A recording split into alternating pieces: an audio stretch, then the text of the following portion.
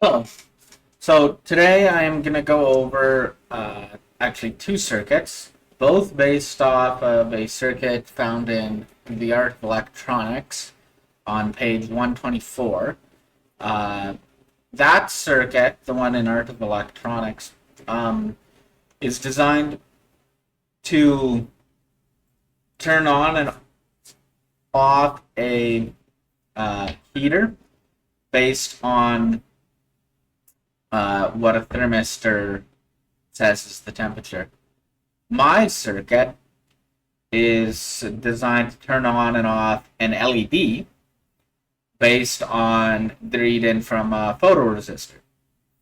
So it's actually my circuit's actually a lot simpler um, because basically I don't have to drive as much current to the LED as you do a heater. So in their circuit, they had a heat sink, they had a couple other things. They said, oh, this is a high power transistor, all that. In my circuit, that isn't the case. So let's just go. This is the first of the two. The next one, I didn't use this Darlington pair. That's just from some recommendations of some people when I showed this circuit to others. Mainly because I'm planning to power this with a 3-volt battery, just a little coin cell battery. Now, that coin cell battery has 3 volts. So if you think about it, you're gonna be dropping like 1.5 volts through this. And that's already 1.8 volts there. So you're not gonna have you probably won't have enough voltage right here. It turns out you do, and I think that's something to do with the workings of transistors, which I may explore further when I actually get to it.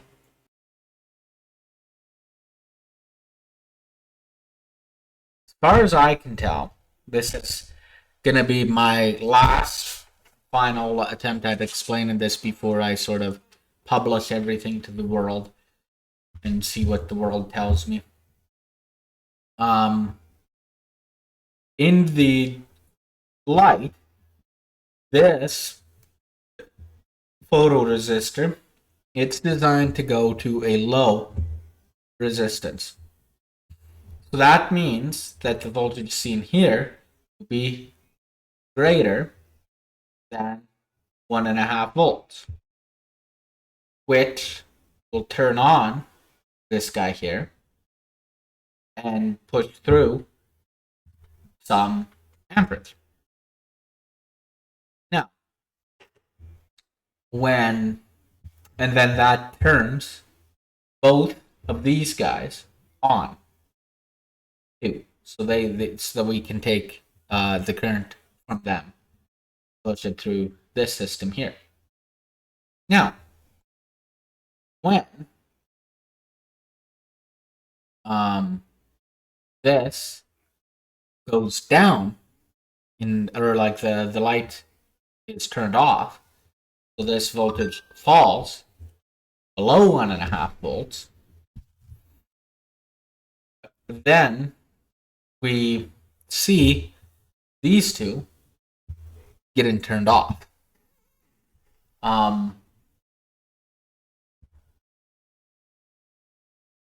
And then very little current flows here. According to the Falstad simulator, some does, but very, very little. So that saturates and turns on these two here, Q9 and Q10. That turns them on, which therefore turns the LED on. Okay. And then, of course, I did explain that correctly because it's probably the easiest part to explain of this circuit. That the current that is needed to be supplied by, like, this whole circuit here somehow. It doesn't. This doesn't really care how it supplies it, but it just needs to have it supplied. Is 40 microamps, which we set by setting R1.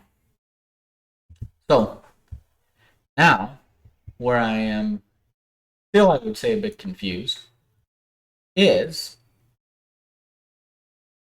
um, how this one is factored in, um, like this divider. I'll have to think of that some more.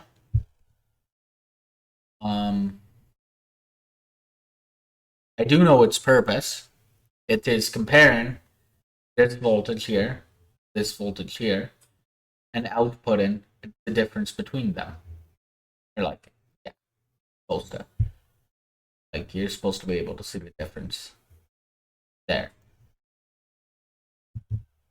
But I'm not sure if this circuit is performing the way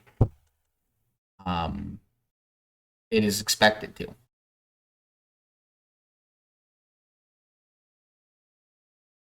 Keep in mind, I have placed a few ports, test ports for the PPK2. One right here, so that will be measuring the current that I set. Go through here and through there. Then one right here, see how much current is, like, make sure that these two match. And then one right here and right here, see how much current is being supplied by either side of the circuit. And then I set one here to see how much current is going through there, like it's being supplied by this transistor right here. And then another port here to see how much current is going through the LED. Okay, let's just take a brief look before we start footprint assignments. I think I might have done a lot of footprint assignments, but I'll go through some of my component selection as well. No, that's so here we have the Falstad simulator. So I set that to 30K. These values were changed a little bit based on what I had and what values I wanted. As you can see right now, you got 40 microamps flowing through these two transistors. Then we need 41 microamps in total. That has a few picoamps, and it comes to 40.642 microamps. Not quite as much. And there's none coming through here. Now, if I change this to 8K, then all of a sudden we have next to nothing, 772 picoamps coming through here.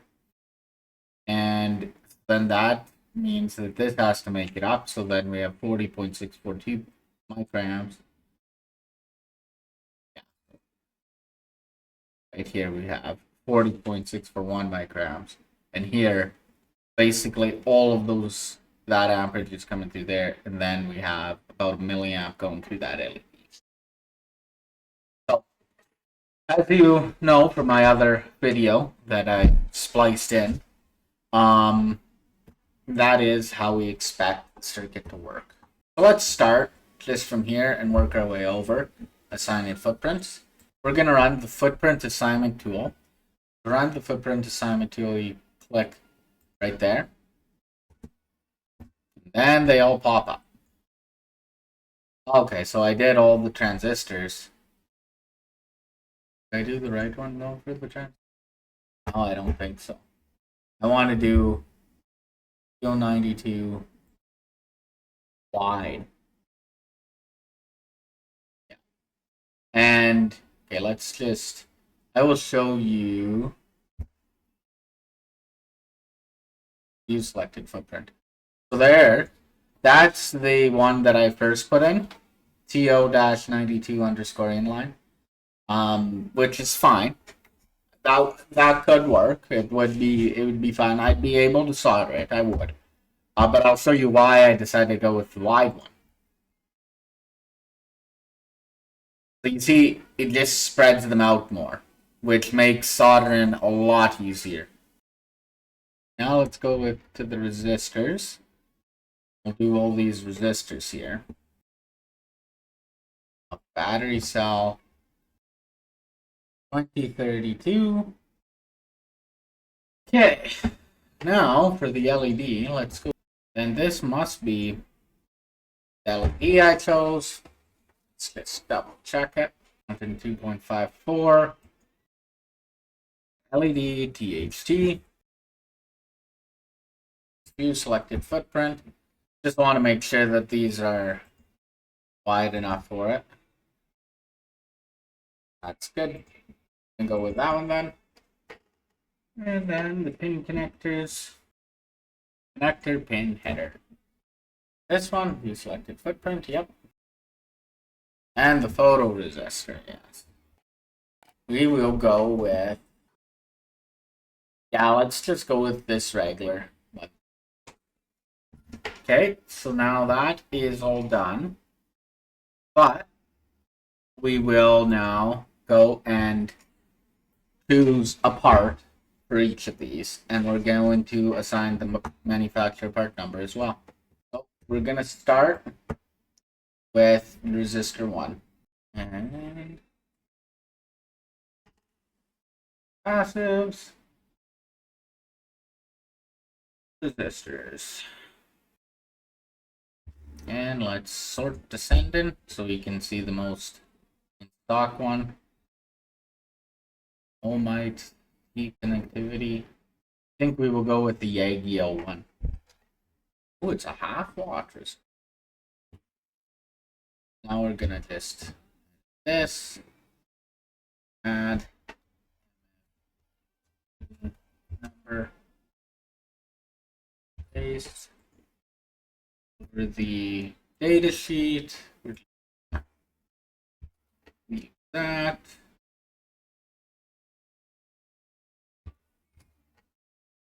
And for the description, we might as well go there.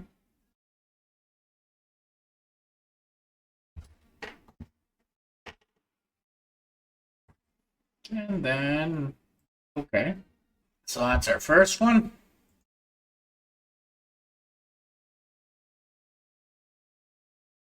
Photoresistor. Let's go. Here, I have my resistors I use for testing. I have the bag of the two that I have. Let's go check and see how many. I think I actually did put which one here.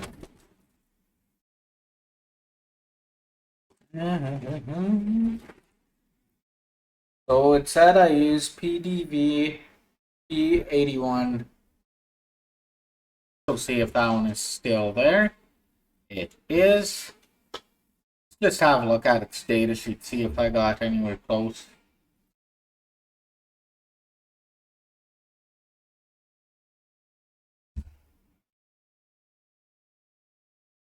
Yeah, so I did. Light resistance was 27, between 27 and 60K. So I put my like sort of on resistance quite low, like at 33K. So now we have to take the part number. Now let's put in the information for these right here. Let's first look, we'll double check. I'm gonna double check, I guess, because I won't be able to have both screens on at once. Let's go. Okay, we're gonna go to the project list. Go here. That's no, we're doing the PNP one. We're getting the both from Diotech. I haven't heard of that.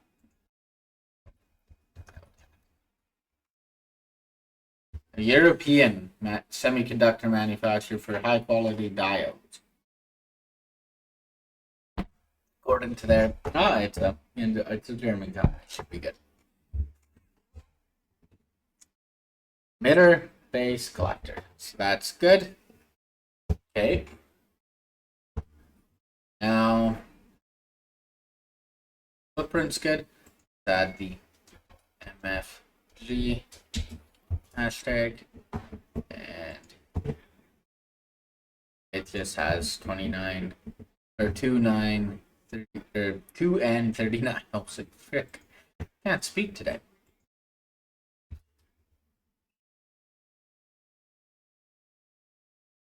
Then for the data sheet, we will just take the ditch key one. Now, I am not going to change this because that has, I think, spice values in it.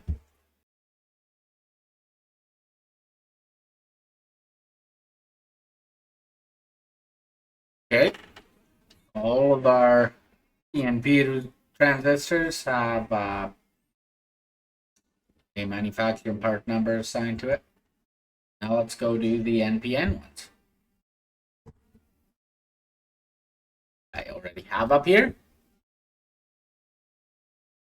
So I guess I could mention right now the shortcut you can use to go and edit the properties of a symbol on a schematic is E. I just pressed E there. You look at resistors again. Products, passives, resistors, through-hole resistors. And we want in stock, normally stock in active, and we want 22, 2, and we want K. And we want to sort. So it is the stack pole one.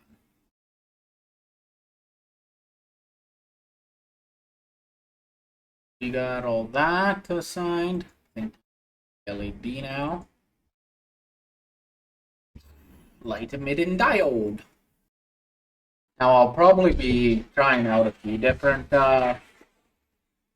LEDs with it, but we'll just say that that's the one. We got that added. I think the last thing is these connectors. One should know or note that along with this, I need to have dumpers. I'm not gonna actually put those in, but like I'll add them to the DigiKey list. But you do need them, or else you're gonna have a bunch of open circuits all over the board, which wouldn't be good.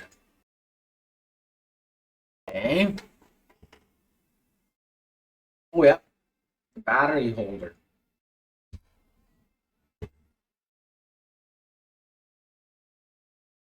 Go back here. I think the one that I planning to use, I have actually used it in a different project.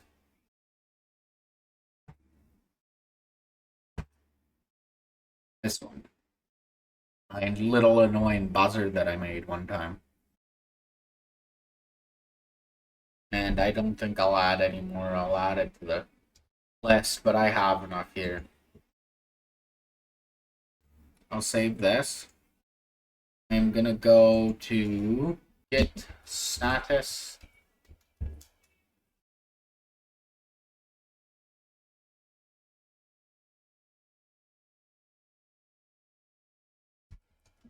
Git add add dot slash add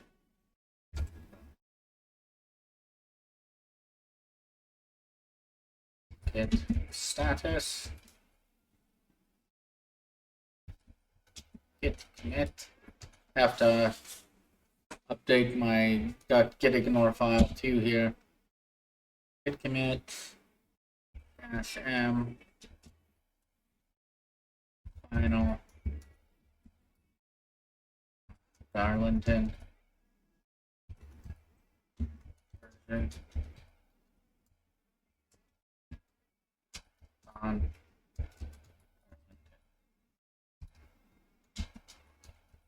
two. Okay, so I've updated my gitignore. And I've updated my Git repository with commit.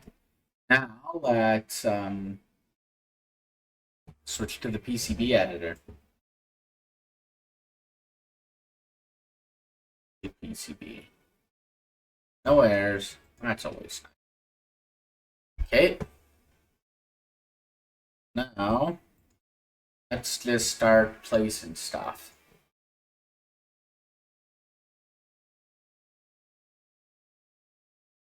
And then you press M to move something. Like that, I just pressed M.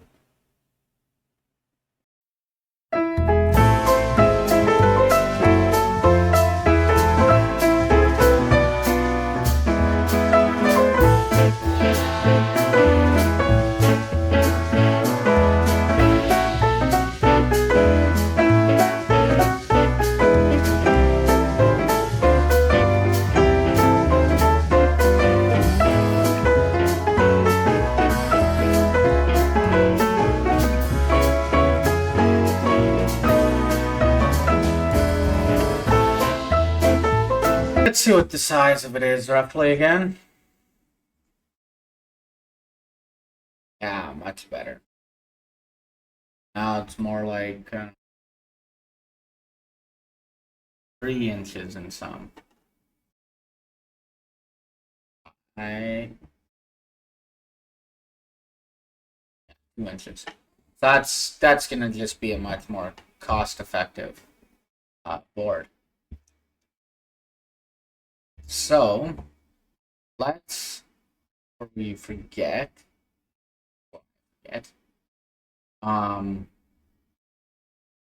label some things. First,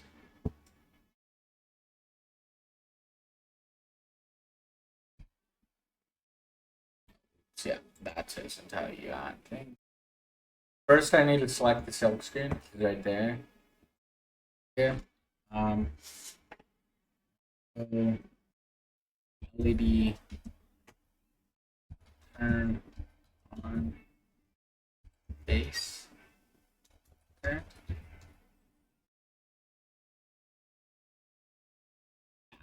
That's a very good name for it, but we'll go with that. Then base 6 there. LED current non total resistor current side. As in, this is the current that flows through the side without the photoresistor. Photoresistor side.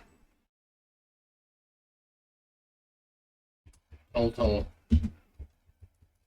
current through transistor side.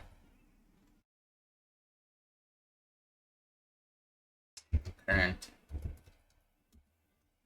set in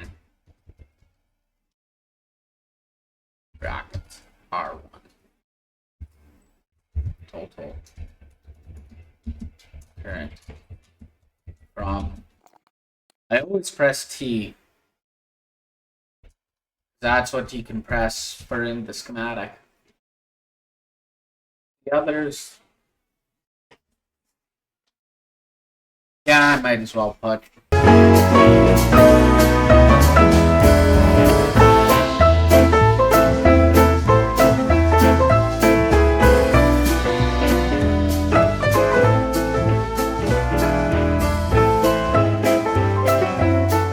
So it looks like all of our values are put in. I think we can start doing the layout.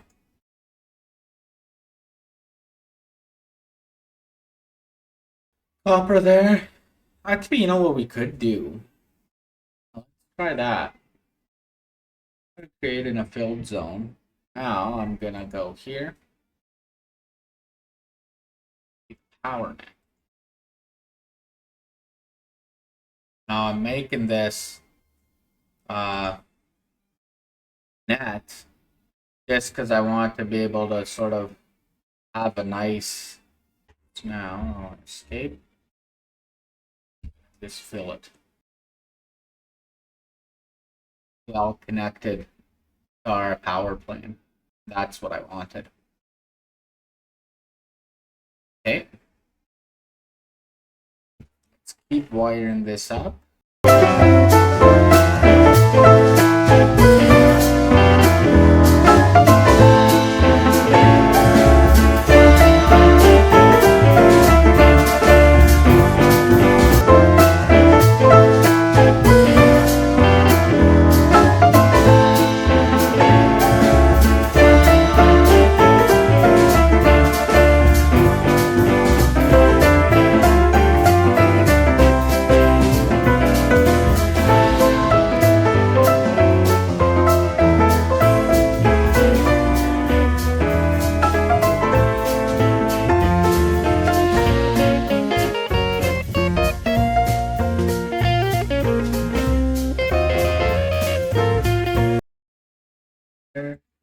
Yeah, I think this is actually going to turn out really well. We're not going to have anything no traces on the back plane. Will be on the front plane. And then the ground will just make a ground plane for the whole ground. Then I think I'm going to put my little logo right there.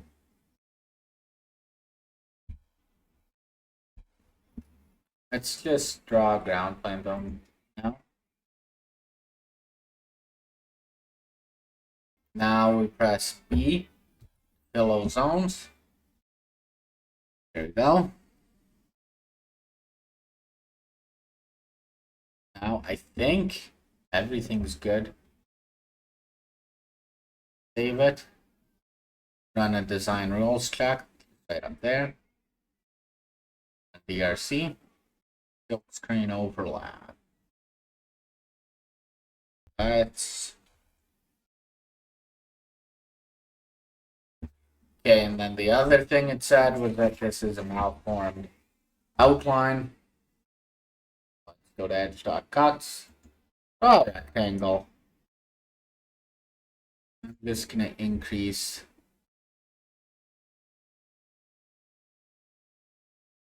this quite a bit. Now let's run design rule checks.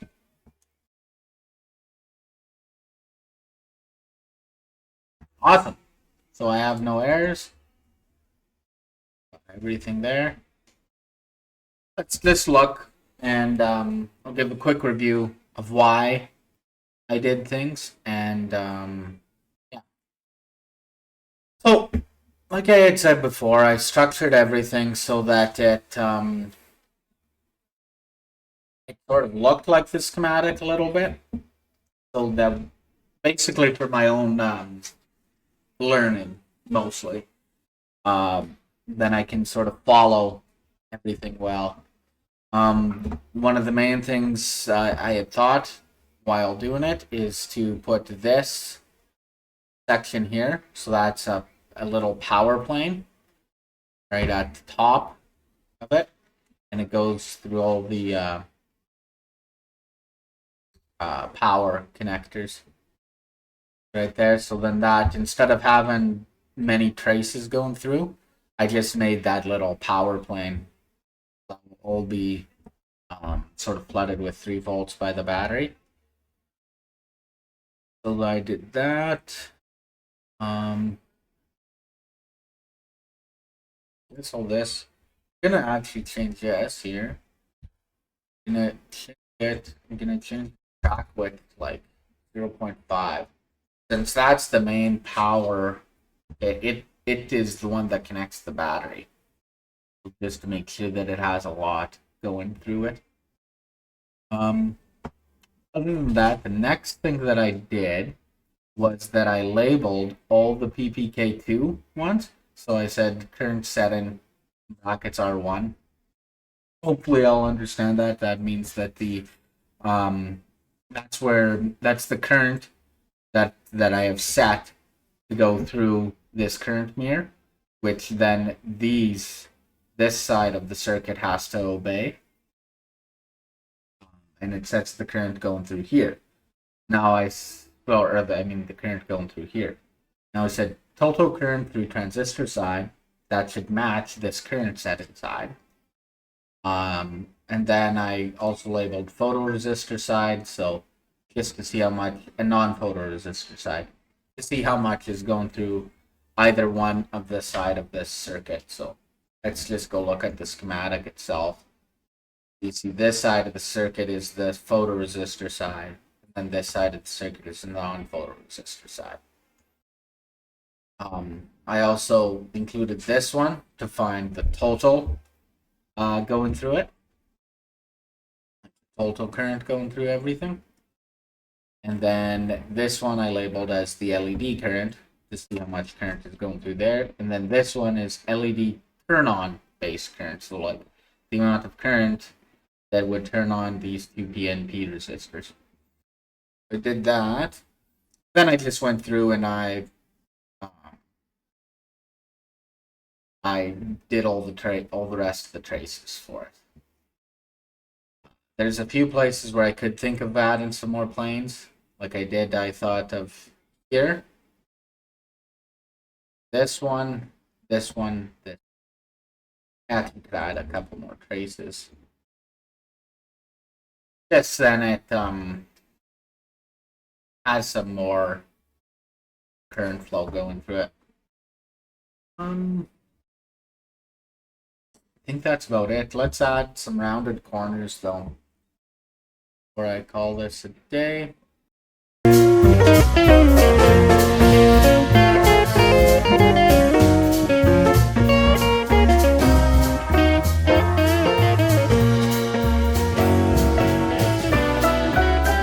Just double check. Okay, good.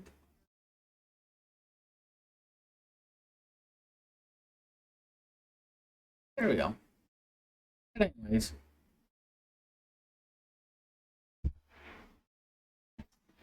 my little farm hacks logo is okay. So I think that is good.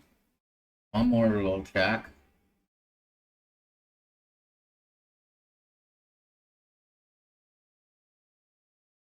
Okay, so there is my server file.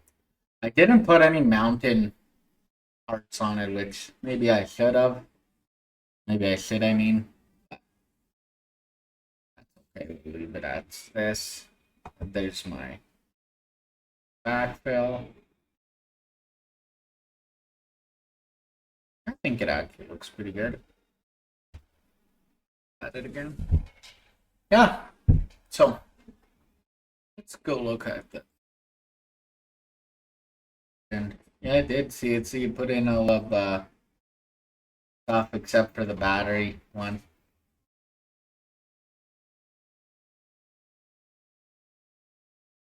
But anyways, thank you for watching this video. I hope you're as excited as I am to see how this circuit performs.